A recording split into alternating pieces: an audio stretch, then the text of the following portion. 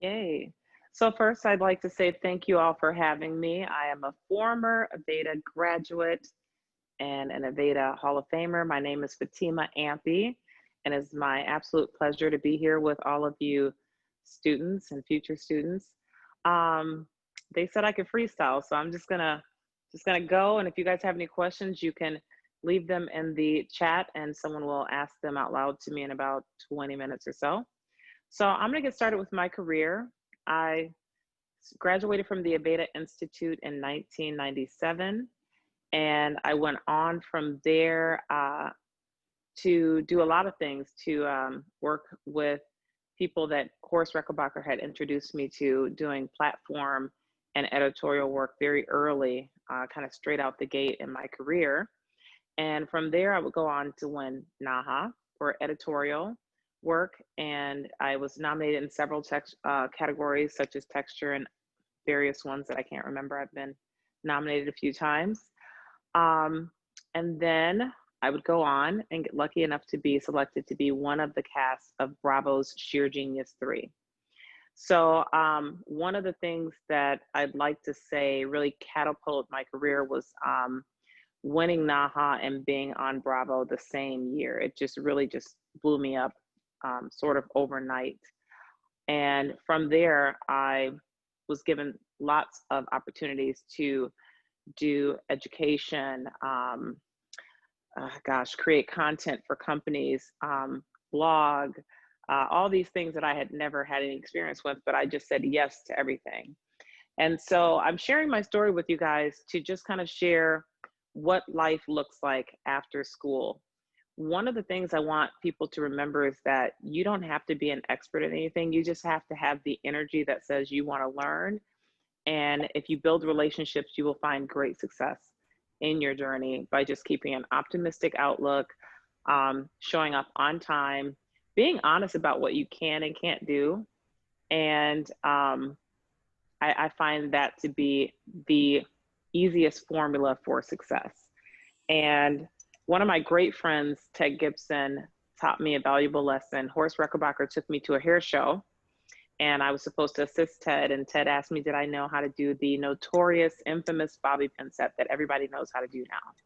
But back when they asked me to do it, I'd never heard of it and I'd never seen it. And I was the set queen. I loved setting perm rods. I loved setting hair with the iron. I was just like a styling queen. So when Ted asked me, could I set hair on the bobby pin? I said, absolutely, no problem. He goes, okay, great. He leaves. I try to figure out how to set something I'd never seen before. Probably wasted about an hour of production time. And he comes over and he goes, wait a minute, do you know how to do this? And I said, well, I thought I could figure it out. He goes, oh no, wait, we don't have time for that. If you don't know how to do something, tell me straight out the gate, because production time is so valuable. And if the show gets started late, no one knows that you didn't know how to do this. All they know is Ted Gibson's show was late. So I want to say to all of you that want to get into backstage work, Fashion Week, all of that, be really honest about what you can and can't do, because it only takes a second for someone to show you and walk you through it. Otherwise, they'll put you somewhere else where you can do something and not screw up the production. So I share that story because it's a story I share all the time when I have new people assist me. And my favorite personal story was I had new people on a team and I was opening up for ISSE. And I told this young guy, I said, hey, I want you to do this ponytail like this. And I take him through exactly how I want him to do it, just kind of a dry walk through. And I said, that's it. And we had already had the team meeting about, if you don't know how to do something, ask. If don't improvise, because the thing about being hired to do a show is usually you're showing the same collection in every city. And so, for instance, this look, if people want to know how to create that NAHA look, you're actually doing that on a stage or you're reduplicating that. So there are no variations of that. So an hour into our time, or sometime more than that, I go over and this gentleman is still struggling with this ponytail, because he's decided that he didn't like the placement where I told him to put it, and he changed the placement. The problem is there was a hair attachment that was supposed to go on it that was about 3 feet big, and by undershooting where I told him to set it and position it on the head, it wouldn't have been balanced on the model. So it was supposed to go on the flattest part of her head. He didn't think that was really attractive. So he wanted to move it back here. And I was like, oh my God, you have to reposition that. This isn't going to work. Because I came over and my job, the team was just doing the prep work, and my job was to put the attachments on, bring it to life. So I said, hey, redo this. I'll be back. I want you guys to know that I came back, and he had decided that he was going to switch that up too, that he wasn't going to move the ponytail. He actually was going to figure out a new anchoring attachment for my work and the look that I created. And so I came over and asked him actually to leave the production. And he was in tears, of course. And my assistant would later go and talk to him about the importance of doing exactly what I said. As a result of this foolishness with the ponytail, we were probably 5 minutes late into production, and I learned personally that very valuable lesson that Ted Gibson had taught me. So I just want to say, if you guys want to assist people like myself or the Ted Gibsons of the world, you have to humble yourself. I'm sure that you know a lot, or maybe you don't know a lot. There's a lot that we all learn in any given situation, but we have to have a certain amount of humility when we're working with other people's productions. Even myself, there have been times where I've actually flown out to help Ted Gibson with some things, and I am in that assistant energy. I'm not trying to showboat or do whatever. When Ted asks me to do something, I do it, vice versa. So I wanted to share that story to say that it is important to be transparent about what your skill is, whether it is behind the scenes or if you get a new job at a salon. I own a salon and spa, and I recently hired a young lady who we had a phone interview before I had a physical interview with her. And I said, so tell me a little bit about yourself. And I have interviewed a lot of people over the course of a lot of years, and I've never had anyone say, well, just so that we can get this out of the way, I was fired actually today, like 2 hours ago. I said, oh, okay. And I asked her the reasons why she was fired. And she was very honest and transparent about that. And it was because of timing. She had consistent time issues with her guests. And then I asked her about the steps that the salon had taken to create an action plan or a success plan for her to do better. And she said that she didn't know what that was. She hadn't experienced that, and she's 1 year out of beauty school. And so I took her onto my team because I thought, number one, she was transparent. Number two, no one had given her the information on how to change the behavior. So how can you change the behavior if no one has mentored you through it? And she's been on my team now for 45 days, and she's great. She shows up on time. She's my cleanest technician, and she's doing flawless work. She just needed an opportunity to thrive, and she also needed structure. So I think it's very important, you guys, in your career to be honest about who you are and to take constructive criticism when it comes to your growth. So it was a very simple solution. I just put a timer on her station, told her to show up every day 30 minutes before each guest, padded the times. She's a rock star. So I wanted to talk about things that have recently happened in our industry. Number one, we've all been impacted by COVID, which has been devastating to the restaurant and salon industry in particular, amongst others, but I think really greatly devastating for us. And I wanted to talk about kind of what I hear on social media, behind the chair, did a show, and many of you maybe watched it, and I tuned in, and Mary was sharing about how she felt powerless and just really didn't know what to do. And I want to share with you all how much power we have in this industry. I can't think of any other profession that touches so many people and touches so many lives outside of, say, a doctor or a therapist. And understand that we touch everything from policymakers, politicians, to celebrities. I have touched them all personally. And by doing so, you must understand that you have access. And so it was really sad for me to feel that so many people in the industry felt like we have no power when we absolutely do. We just have to tap into that power. And some examples of that are after COVID, um, my salon was closed like everyone else's, and then our city was impacted by the death of George Floyd. And my business is, I'm in Minneapolis. I'm on a street intersection called Lynn and Lake. About 20 miles of Lake Street was absolutely devastated by fires, looting, you name it, it happened. And I have to take a breath when I talk about it because it's still pretty fresh and pretty new. Um, it was emotional for me as a parent, as a citizen, as an African American, as a business owner. And I was struggling with feeling like we needed the need for justice. I was also struggling with not wanting any of this anger and uprising to further damage our community. And instead of feeling helpless when everything kind of fell out, I immediately recognized that there was no access to food, gas, banks, public transportation for miles. And so, even though my business was impacted by the rioting, the looting, and the business across from me was set on fire, there was a gas station 1 block from my salon that was absolutely blown up and shown on national TV. I can literally see that gas station if I just look to the right of where I work every day out of my workstation.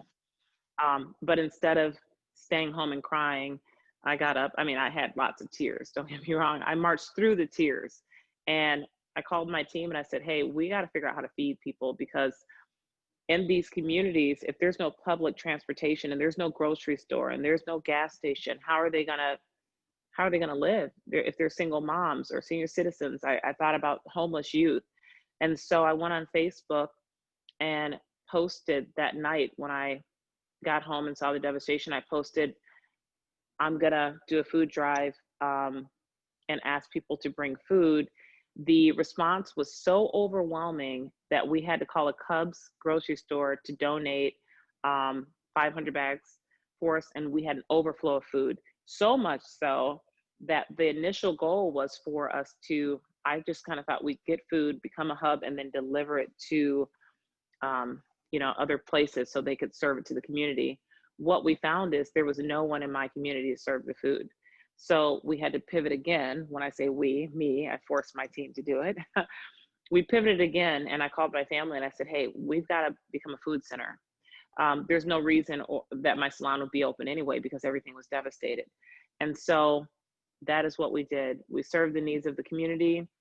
And what I learned from that is there's nothing greater than in moments of your own disparity to actually not focus on what you don't have, but focus on what you do have and to actually try to reach outside of yourself and help someone else. I mean, I thought the sadness that I had wasn't that of someone that didn't have access. I still had a vehicle. I still live in a beautiful home.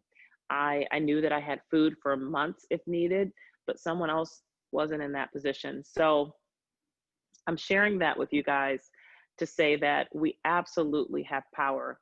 Each one of us have the power to lead change with our personal action.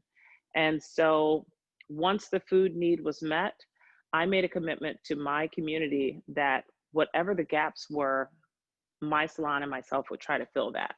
And so very quickly after that, I realized when restaurants started opening back up that they couldn't serve the way they wanted to because of the COVID restrictions. So I started to call clients who had powerful positions and say, I need to talk to the city planner. I would like to ask the mayor to give us permits to turn the streets into spaces where these restaurants can actually have dining outside. And so that was something I learned how to do that I never knew how to do. And from that, the ball just kept rolling. And so the current project that I'm working on for Minneapolis, because it will take my city years to heal, you guys. It is just, it didn't even look like America. It looked like World War III, Baghdad, any place that looks like something on TV you've seen at war, that's what our city looked like. And the devastation is still quite aggressive. And so it will take years for this community to really to rebound from that. So the latest project, now that the city planner is my best friend from the permit situation, um, I'm working on a project called Seeds of Change. It's a beautification landscaping project that will include 30 commercial grade planters to bring curbside appeal to this community, because every business that's been damaged that could not open up is covered in plywood and graffiti, which is a beautiful tribute to George, but a horrible um, deterrent for business for those of us that are open, because people are afraid to come to the area. It doesn't look posh anymore. It looks hard. And what I want to do with this landscaping project is two things. I want the community to come together and plant together so that we can heal together and rebuild our city brick by brick, heart to heart.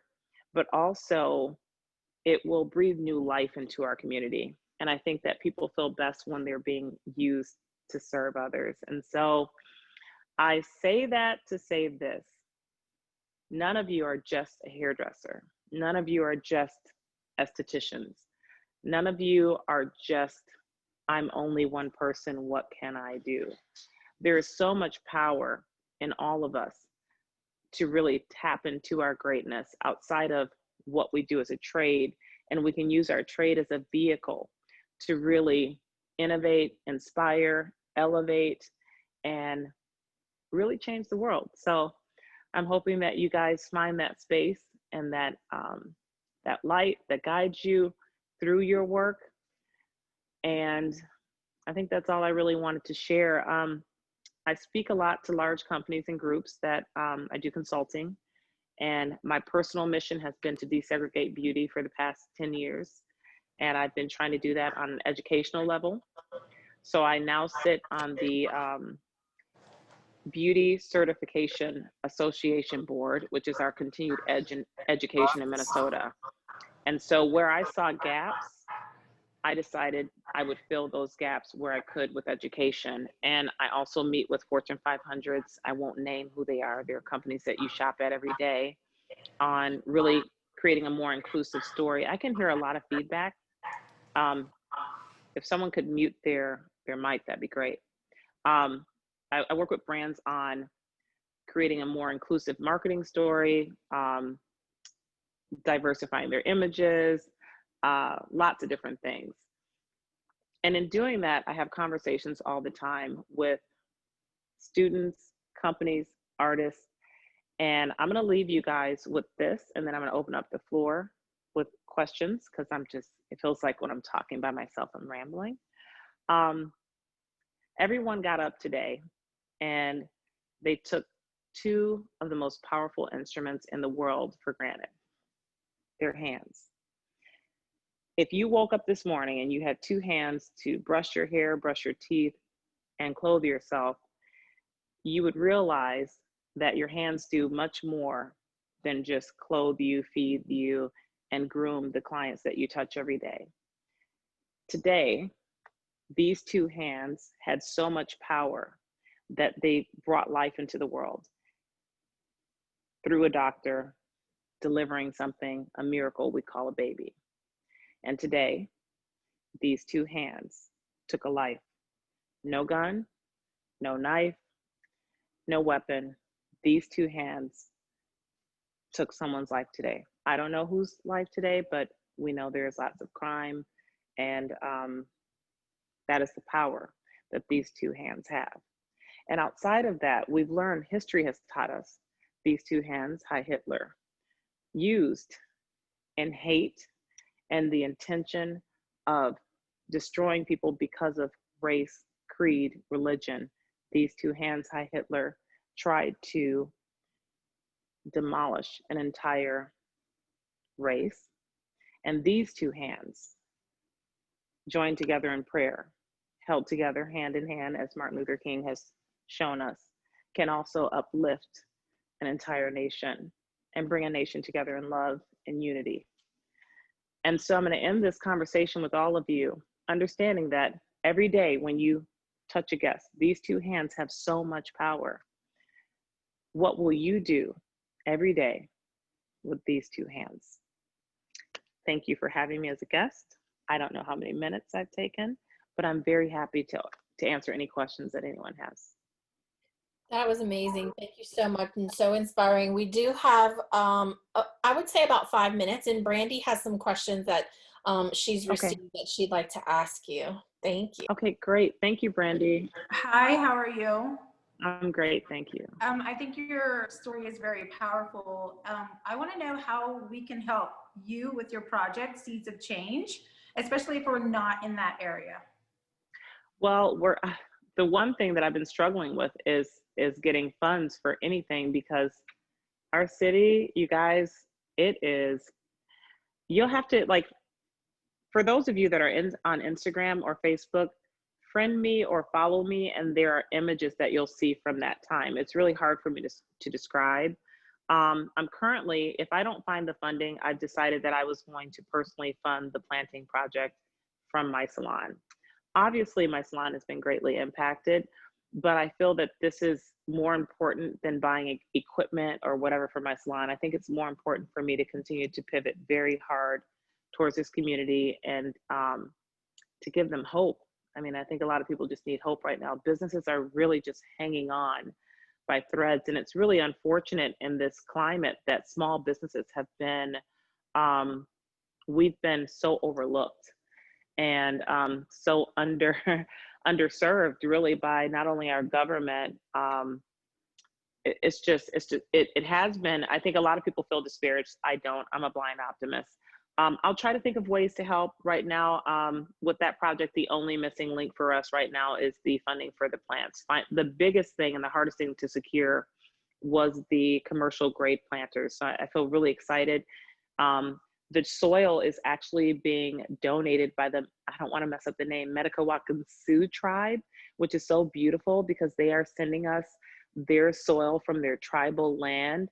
And they want it to be a part. And the Native American community has been so amazing in stepping in and just doing beautiful tributes down at the memorial site, and just really wanting to cultivate and heal and work with the community together. So the soil is coming from the tribe. The city has donated watering service, biochar, pollination. It was quite the project. The biggest thing I've ever done is open up hair shows for like Naha and things like that. And it's like a hair show production, only dealing with a lot of plants and a lot of people and a lot of resources. So thank you for asking how you can help. I'll have to think about that. And I just wanted to say, I wanted to gift 3 students something. I won't say what it is, but they have to, I should have said it while I was being interviewed.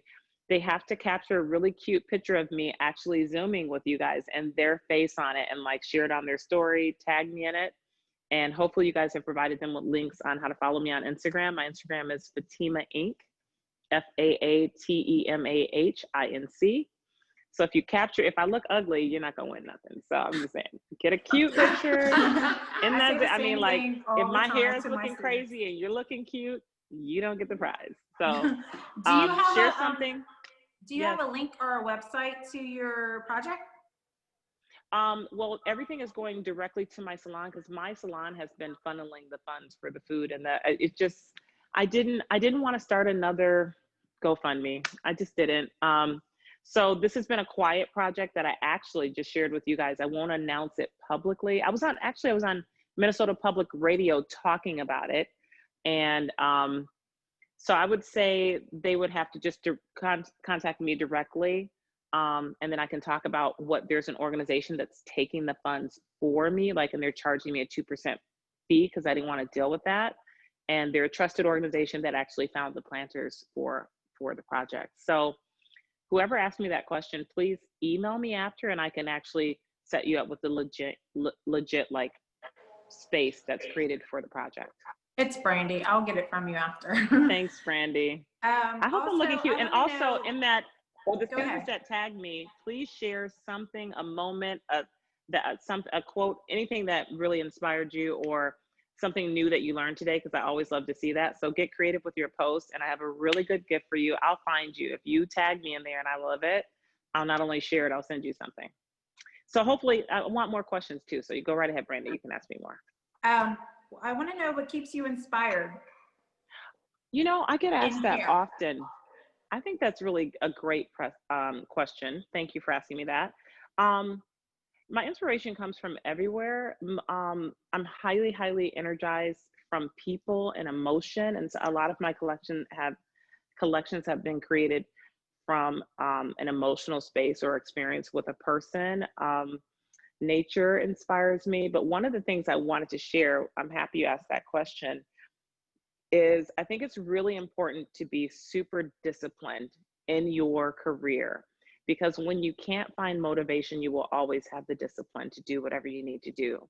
So in those times where I have struggled with inspiration, which hasn't been quite often, because I'm a highly charged person with lots and lots of ideas. I have a hard time downsizing the ideas. Um, but when I have had challenges, I just go back to the disciplines and those simple principles and say, okay, I'm going to do a beautiful story about waves. Or, um, one of my collections, Jason Baki, Ted Gibson's husband, I said, I want to do this collection and it's a story about texture. And I sent him one picture and I said, I'm going to do, I had a prototype of what I was going to do. And he's like, oh my God, you should name that collection Ricochet. And the whole collection was built off of that word. So sometimes it's just a word, and I kind of dig into the word and try to really have people experience something through or an emotion or a feeling through a word. So it's kind of all over the place. Awesome. But I would say people are my number one inspiration. Great. How do you Mhm. handle tough feedback or criticism? How do I handle? I I've had to grow into a space where I can accept criticism. I tend to have a problem with confidence. I don't think it's a problem because it's mine and I feel really good about it. I am a very confident person. And what I've had to learn is that when someone comes to you and shares something with you, it's not to break you down. I've built up a tough exterior because I've always had to prove myself as a woman and a person of color. I've always felt like I've had to work harder and be faster and be professional at all times. And so I strive to do everything so well that no one can come to me. So when someone does come to me, it's hard for me to fix my face sometimes. I'm not gonna lie. But what I've learned to do is just listen and to sit with it. I most often don't respond to it immediately. So if someone shares something with me, I just sit with it and then I just ask myself the hard questions on why I think I might need to grow in this area. Turns out I'm not perfect. I went to the gun range yesterday, shot for the first time, and literally I said to the gun instructor, I am overly confident. I know I've never shot a gun, but I feel like I'm gonna nail this. And I literally shot 22 body shots and only 2 or 3 shots went off of the body. It didn't even go off the paper. So sometimes my confidence is backed up. Sometimes, I don't know. I'm not perfect though. That's great. I think it's What? tough for anyone to take criticism. But go Yes, ahead. for sure. Yeah. What's your favorite Aveda product? Oh, Famoliant that was easy. Famoliant is my favorite Aveda product. Um, yeah, I love the smell of it. I love the texture of it. And it's easily worked in any texture. So that's a great question. I haven't been asked anything about the products in a while. That's always my favorite question to ask. Do you Right. specialize or generalize? Do you ever do everything in your salon? I do everything in my salon, and I will share a secret with you guys. I am super passionate about not only creating beautiful hair physically, but I'm very, very passionate about scalp care. And I think I took a lot of those principles from Aveda. And so my salon, COVID has given me an opportunity to reimagine my space and reimagine the approach with our guests. And so we are now treating our services as if we're giving the head a facial. So the client comes in, we do an analysis, and I won't get into depth about it because I'm actually going to do something that will be dramatically different and brand new in the industry within the next year based on how clients have been receiving these services. But I'm very, very passionate about scalp care because I have a lot of clients that have hair loss, alopecia, because I'm an extension specialist. But yeah, I do everything from cutting, color, braiding, weaving, you name it, I can do it. I've learned not to do everything. I do what I I kind of pick and choose what I do. And if I don't want to do that service, I give it to the other team because my team is pretty talented too. So just depends on what kind of project it is, what kind of color project. I give it to the person who's best suited for that area. Thank you for asking Awesome. that. What is the name of your salon? It's called the Sweet Spot Salon Spa, SUITE, Spot Salon and Spa. We are not a Sola suite system. I named it the Sweet Spot because of the baseball term where the bat and the ball meet and it connects in this magical space that creates a home run. And I really thought I want to be a space where people come and feel like they've found their spot, you know, to kind of go off in life and hit that home run. So that's where it came from. That's awesome. I have one more question, unless someone else has one in the chat. Okay. Besides your project, what is another goal of yours? Well, my goal has been for the past 10 years is to really see beauty come together as a real, true, inclusive space. We are one of the few industries that is openly segregated, and as far as product production, as far as product placement, as far as education. I'd really like to see education not approach texture as a 3-week kind of add-on situation. And I'm working on something revolutionary as we speak right now to fix that problem, because I see that people could not understand the scope of what I was saying or understand the magnitude of the importance of it. So I'm going to share with all the students that it's important that we in this industry, I don't care what anyone else does, but in beauty, there is no space. The last space where anyone should feel not included is beauty. This is a space where people feel seen, valued, and heard. And those 3 things give them power. Those 3 things elevate them. Those 3 things inspire them to be better people, it inspires them to feel good in their skin. And so it's always been greatly disturbing to me. Initially, when I started the industry, I really wanted to work on elevating women in this space. I'm still working on both. I think that women should be celebrated on stages and at high level positions. We should be in the boardrooms, and not as consultants. We should be on the board. And so my great dream and my great hope for our industry is that we actually come together and celebrate everyone as they are, for who they are, and not segregate the content, images, or placement of products, goods, or services. Thank you for asking me that question. I think that's it. I think that's all the questions we great. have. And I appreciate you so much for joining us today. And I hope everyone got fabulous photos of you, because I know I did. I hope so. And I want to thank whoever reached out to me on Instagram. I cannot recall who the person was. I love the Aveda Institute. The Aveda Institute changed my life. I truly, truly believe it is the best space. And I've been to a lot of places all over the world to teach as far as educational institutions. And I believe that you guys are at the best. So good luck in your career. I hope that you change the world, and I hope that you tap into your greatness. And thank you so much for having me. And I hope that I look cute in all the photos. You so cute, girl. Tag me, follow me, support the dream. So thank you all so much. Thank you. Have a great day. You too. Ciao, you guys.